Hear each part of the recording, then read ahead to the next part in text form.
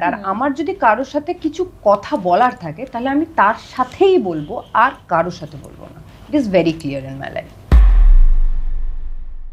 আবারও একবার দেব মিমি চক্রবর্তী বিতর্কে জড়ালেন। এবারের পুজোতে দেবের রঘু ডাকাতের সাথে সাথে একই সাথে মুক্তি পেতে চলেছে মিমি চক্রবর্তী অভিনীত রক্তবীজ 2। দেবের রঘু ডাকাতের সাথে সাথে রক্তবীজ 2 ছবির চর্চাও আছে সামাজিক মাধ্যমে তুঙ্গে, যার প্রধান কারণ মিমি চক্রবর্তীর পোশাক। একেবারে বলিউডের ধাঁচে বিকিনি পরে সবার নজর কেড়েছেন অভিনেত্রী। সাথে তাকে এই খোলামেলা পোশাকের জন্য সমালোচনার শিকারও হতে হয়েছে। অবশেষে অভিনেতা দেবও তার পোশাক নিয়ে সমালোচনা করে বসলেন।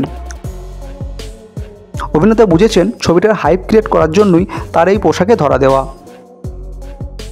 তাই সংবাদ মাধ্যমে সে কথা খোলাখুলিভাবে বলে আবারও সামাজিক মাধ্যমে ঝড় তুলে দিয়েছেন অভিনেতা। সরাসরি আক্রমণাত্মক সুরেই দেব বলে দিয়েছেন যে শরীর দেখিয়ে ছবি হিট করা যায় না। তো বন্ধুরা, অভিনেতা দেবের এই মন্তব্য আপনাদের কেমন লেগেছে কমেন্টে জানাতে ভুলবেন না।